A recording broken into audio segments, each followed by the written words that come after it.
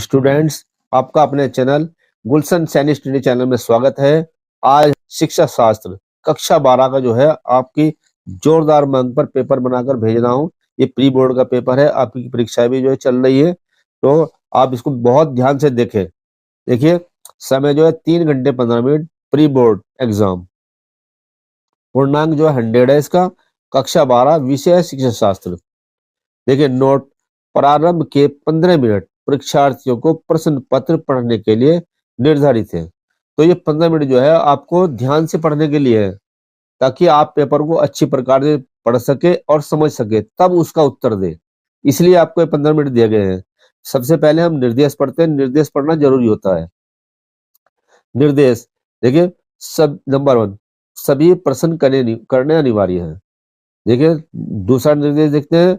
प्रश्न संख्या 1 बहुविकल्पीय प्रकार का, यानी कि 4 ऑप्शन होंगे, उसमें एक उत्तर होगा, वो छांटना होगा। प्रश्न संख्या 2 से 6 तक निश्चित उत्तरीय प्रश्न है। प्रश्न संख्या 7 से 12 तक अति लघु उत्तरीय प्रश्न है, जिनमें से प्रत्येक का उत्तर लगभग 25 शब्दों में।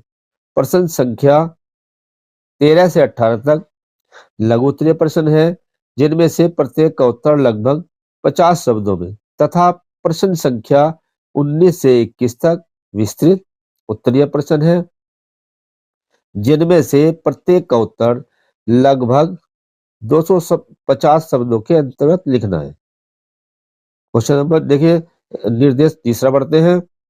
सभी प्रश्नों के निर्धारित अंक उनके सम्मुख अंकित है, यानी कि जो भी प्रश्न है उसके सामने उसके अंक लिख दिए गए हैं, कितने अंक उसके लिए निर्धारित है।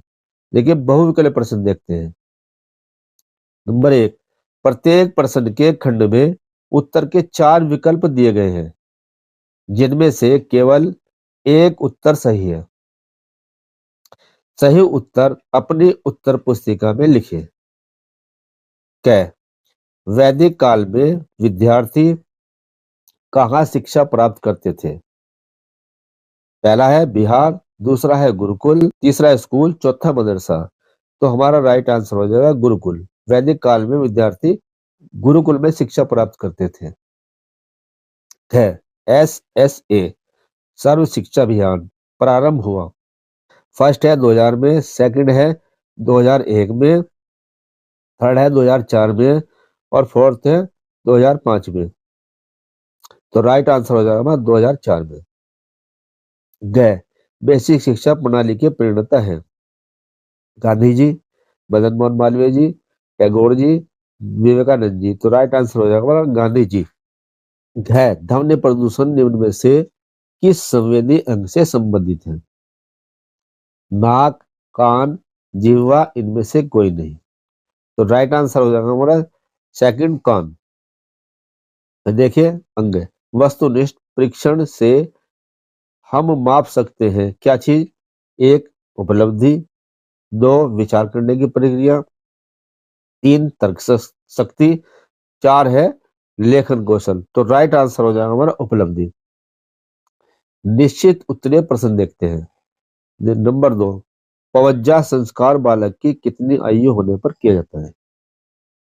3 है मुस्लिम काल में प्राथमिक शिक्षा प्रारंभ करने की आयु क्या थी? क्वेश्चन नंबर 4 की ओर बढ़ते हैं। भारत में राष्ट्रीय शिक्षा दिवस कब मनाया जाता है? क्वेश्चन नंबर 5 की ओर चलते हैं। बनारस हिंदू विश्वविद्यालय के संस्थापक कौन थे? क्वेश्चन नंबर 6 की ओर बढ़ते हैं। पर्यावरण दिवस कब मनाया जाता है? फिर देखिए अति लघु उत्तरीय प्रश्न, जो सभी 4 अंक के हैं, इनको देखना है। क्वेश्चन नंबर 7 की ओर चलते हैं। पर्यावरण के अर्थ को स्पष्ट कीजिए। क्वेश्चन नंबर 8 देखते हैं। प्राकृतिक आपदा से आप क्या समझते हैं? फिर क्वेश्चन नंबर 9 की ओर चलते हैं। प्रौढ़ शिक्षा के 4 उद्देश्य बताइए। क्वेश्चन नंबर 10 की ओर बढ़ते हैं। सीखने में सूझ सिद्धांत को समझाइए। क्वेश्चन नंबर 11 की ओर बढ़ते हैं। अभिप्रेरणा से आप क्या समझते हैं? फिर क्वेश्चन नंबर 12 की ओर चलते हैं। शैक्षिक निर्देशन की क्या उपयोगिता है? ये बहुत बहुत इंपॉर्टेंट क्वेश्चन है, इनको आप अच्छी प्रकार से देख लेना। फिर देखते हैं लघु उत्तरीय प्रश्न, ये 6 मार्क्स के हैं, यानी कि 6 मार्क है। क्वेश्चन नंबर 13 की ओर बढ़ते हैं। बौद्ध काल में शिक्षण विधियों पर प्रकाश डालिए। क्वेश्चन नंबर 14 की ओर चलते हैं। नवोदय विद्यालय का संक्षेप में वर्णन कीजिए। क्वेश्चन नंबर 15 की ओर बढ़ते हैं। पंडित मदन मोहन मालवीय के पाठ्य चर्चा संबंधी विचारों का वर्णन कीजिए। क्वेश्चन नंबर 16 की ओर बढ़ते हैं। पर्यावरण शिक्षा के महत्व का संक्षेप में उल्लेख कीजिए। क्वेश्चन नंबर 17 की ओर बढ़ते हैं। नारी शिक्षा की समस्याओं पर प्रकाश डालिए। क्वेश्चन नंबर 18, थॉर्नडाइक के सीखने के मुख्य नियम को उदाहरण सहित स्पष्ट कीजिए। बहुत इंपॉर्टेंट है, अच्छे प्रकार से रट लेना इसको। चलते हैं विस्तृत उत्तरीय प्रश्नों की ओर। क्वेश्चन नंबर 19 की ओर बढ़ते हैं। वैदिक एवं बौद्ध काल की शिक्षा की तुलना कीजिए। वो 6 नंबर के लिए 10 नंबर का है, अथवा ये कीजिए या ये कीजिए। मध्यकालीन शिक्षा की 4 विशेषताएं बताइए। ये भी 10 का है, ये भी 10 का, कोई सा कर दीजिए आप। क्वेश्चन नंबर 20 की ओर बढ़ते हैं।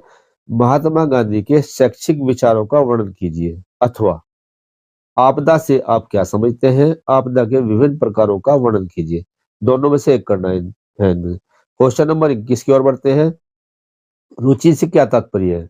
शिक्षा में रुचि उत्पन्न करने के कुछ प्रयासों के बारे में लिखिए, अथवा बुद्धि का अर्थ स्पष्ट कीजिए। इसकी विशेषताओं का वर्णन कीजिए। देखिए, हमने जो है आज शिक्षा शास्त्र के जो मोस्ट इंपोर्टेंट क्वेश्चन है उनको सुना। आप इनको सुन करके अच्छे प्रकार से इनको रट लेना। इनमें से बहुत कुछ आने वाला है।